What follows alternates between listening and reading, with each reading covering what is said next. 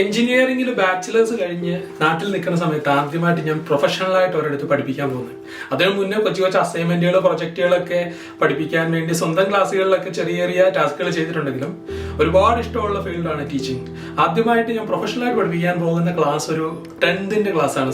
പഠിച്ച സ്കൂളിന്റെ അടുത്ത് തന്നെയുള്ള ഒരു ട്യൂഷൻ സെന്ററിൽ 10th കെമിസ്ട്രി എടുക്കാൻ ആദ്യമായിട്ട് പോകുന്നത്.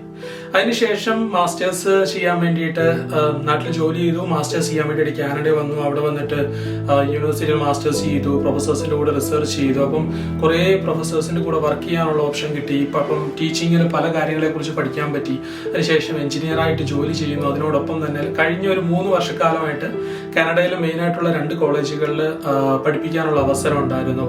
അപ്പം പോസ്റ്റ് ഗ്രാജുവേഷൻ ഡിപ്ലോമ കോഴ്സുകൾ, ലൈക്ക് ബാച്ചിലേഴ്സ് കഴിഞ്ഞിട്ട് എഞ്ചിനീയറിംഗ് കഴിഞ്ഞിട്ടുള്ള കോഴ്സുകൾ, റിന്യൂവബിൾ എനർജിയിലുള്ള കോഴ്സുകൾ, അതുപോലെ ക്യാപ്സ്റ്റോൺ പ്രോജക്റ്റുകൾ, അങ്ങനെ ഒരുപാട് കോഴ്സുകൾ ഹാൻഡിൽ ചെയ്യാൻ ഇപ്പോഴും പഠിപ്പിക്കാൻ കൊണ്ട് സാധിക്കുന്നുണ്ട്. അപ്പം ഞാൻ എന്നും മനസ്സിൽ കരുതുമായിരുന്നു, ആഗ്രഹിക്കുന്ന ഒരു കാര്യമായിരുന്നു, എന്തെങ്കിലും അവസരം കിട്ടുമ്പോൾ ഒരു യൂട്യൂബ് ചാനൽ തുടങ്ങണം. അതിന്റെ മെയിൻ എയിം എന്ന് പറഞ്ഞു കഴിഞ്ഞാൽ എഡ്യൂക്കേഷൻ എന്ന് പറഞ്ഞു കഴിഞ്ഞാൽ എല്ലാവർക്കും കിട്ടേണ്ട ഒരു കാര്യം. അപ്പം ചില സാഹചര്യങ്ങൾ കൊണ്ട് എഡ്യൂക്കേഷൻ ഇന്ന് എല്ലാവരിലേക്കും എത്താതെ പോകുന്നുണ്ട്.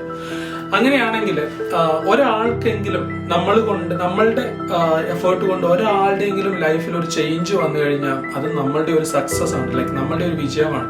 അതുകൊണ്ട് ഞാൻ എന്നും വിചാരിക്കും ഒരു യൂട്യൂബ് ചാനൽ തുടങ്ങണം, ഇൻഫർമേഷൻസ് ഷെയർ ചെയ്യണം, കുറച്ച് ഇൻസ്പിറേഷണൽ വീഡിയോസ് ഷെയർ ചെയ്യണം. അതുകൊണ്ട് അവർക്ക് ലൈഫിൽ അവർ കറക്റ്റായിട്ടുള്ളൊരു പാത്തിൽ പോകുന്നെങ്കിൽ അത് നമ്മളുടെ ഒരു വിജയമല്ലേ. അവർ ജീവിതത്തിൽ വിജയിക്കുന്നുണ്ടെങ്കിൽ അത് നമുക്ക് എന്നും സന്തോഷിക്കാൻ പറ്റുന്ന കാര്യമാണ്. ആ ഒരു എയിമിലാണ് ഞാൻ ഈ ചാനൽ മെയിനായിട്ട് തുടങ്ങിയത്.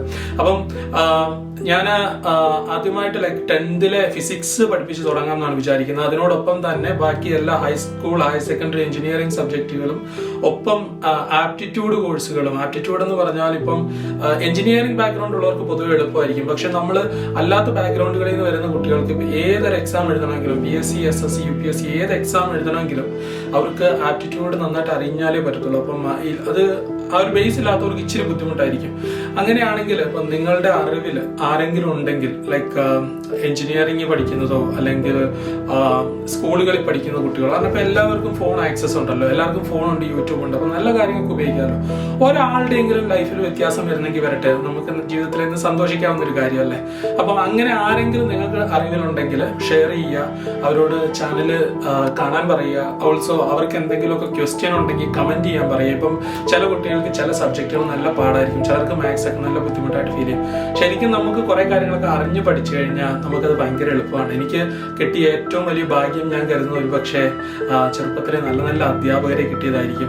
അപ്പം അങ്ങനെയാണെങ്കിൽ എനിക്കിപ്പം ഒരാളെങ്കിലും ഹെൽപ്പ് ചെയ്യാൻ പറ്റുമെങ്കിൽ അത് നല്ല കാര്യമല്ലേ. അപ്പം നിങ്ങൾക്ക് മാക്സിമം ഷെയർ ചെയ്യാൻ പറ്റുമെങ്കിൽ ഷെയർ ചെയ്യുക, കണ്ടന്റ് ഇഷ്ടപ്പെടുന്നെങ്കിൽ ഷെയർ ചെയ്യുക. അതുപോലെ കുട്ടികളുടെ അടുത്ത് അങ്ങനെ ആരെങ്കിലും ഉണ്ടെങ്കിൽ കമന്റ് ചെയ്യാൻ പറയുക, ഏതെങ്കിലും ടോപ്പിക്കിലേക്ക്. ലൈക്ക് ഞാൻ ഇവഞ്ച്വലി കമ്മിങ് ഡേയ്സിൽ ഓരോ സബ്ജക്റ്റുകളായിട്ട് കവർ ചെയ്യാൻ ശ്രമിക്കാം.